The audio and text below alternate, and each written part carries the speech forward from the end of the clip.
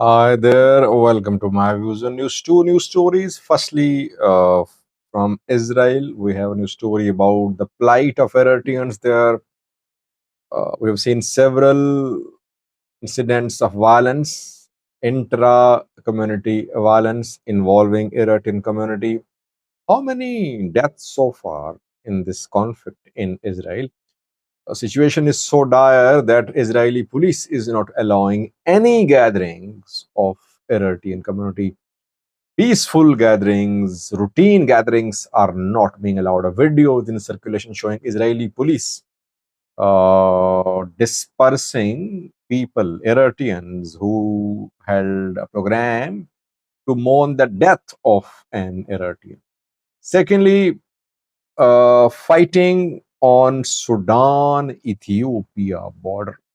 Very close to Sudanese border, fighting is ongoing between Fano fighters and the Ethiopian National Defense Force, reported. Uh, First, it was Israel. Since last year, uh, several clashes have happened between Brigade Nehamidu opposition group and pro-Eritrean government diaspora groups in different parts of the world, especially in Israel. In Israel, the clashes have been very intense, leading to casualties. How many dead so far? I talked to a friend from Eritrea, and six deaths confirmed so far. Three on Brigade Nehamidu side, and three on pro-Eritrean government groups side. Six deaths since uh, September last year, you can say. The two communities are organizing themselves. More violence could happen. No intervention so far to de-escalate the situation. Situation is so dire in Tel Aviv that now no Eritrean gathering is being allowed, whether it's for peaceful purpose, whether it's a community program, whether it's a burial program. Gatherings are not allowed. Gatherings of Eritrean community. This is the impact of intra-community violence in Eritrean community in Israel. Both sides are suffering now because of actions by Israeli police. A video is in circulation showing police storming a gathering held to mourn the death of an Eritrean. The man killed is Gebre Hivot Girme.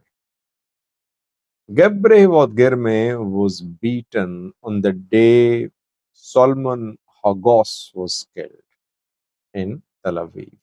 It happened last month, I think. He was beaten too.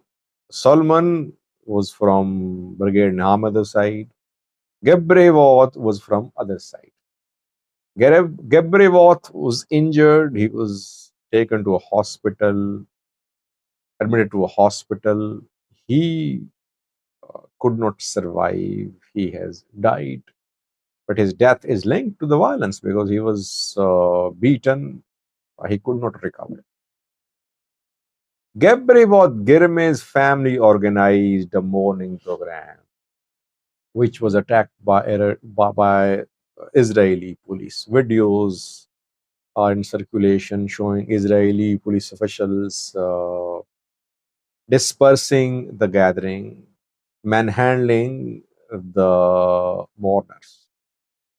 This is the situation now. That was a peaceful gathering. And, it wasn't under attack. Brigade Nehamidu was not attacking it.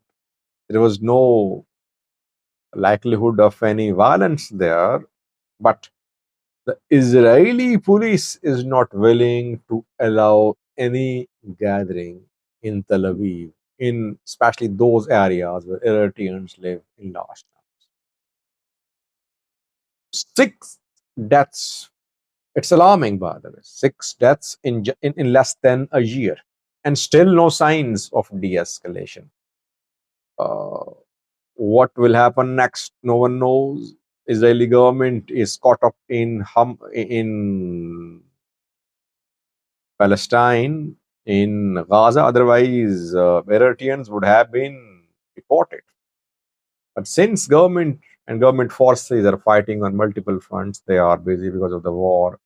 That is why no decisive action could be taken against Eritreans. Overall, Eritrean community in Israel is in trouble. It has no future here. People will have to leave because Israeli state will resort to stringent measures to curb the violence, intra-community violence in Eritrean community in Israel itself. Secondly, there is fighting reported between Fano and military on Sudan Ethiopia border, or you can say very close to Ethiopia Sudan border. Obviously, it's on Ethiopian side of the border. Matimma is the name of the town where fighting is ongoing. Reportedly, it happened yesterday too. And the main road linking Matimma with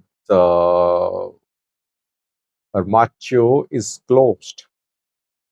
But then there is a border crossing too in Matimma linking Sudan and Ethiopia.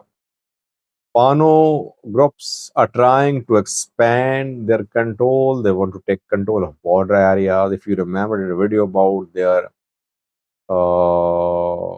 activities in Kwara, again, Kwara is close to Sudanese border. Matimma is right on Sudan-Ethiopia border. Pano fighters want to establish their control of border areas. Why? Because if they have control of border areas, they can receive shipment of weapons from Sudan. They can take refuge in Sudan in case of military operations. And last year, they formed a special brigade to secure the border areas. They are in control of some border areas. By the way, Sudan Ethiopia border is a porous border. Ethiopian National Defense Force cannot man the entire border. Armed smugglers are operating on Sudan side of the border. And Ethiopian armed groups are their customers. For years, these armed smugglers have been selling weapons to Ethiopian armed groups. Ethiopian armed groups include Fano, Ola, Tigray fighters, etc. These arms are transported from Yemen. Yemen civil war led to weapon proliferation in the region. By sea, the weapon shipments uh, enter Sudan. Weapon smugglers use sea routes to enter Sudan, and from Sudan, then these weapons are sold to Ethiopian armed groups, South Sudanese armed groups, and internal Sudanese armed groups. Reported. Thank you for watching.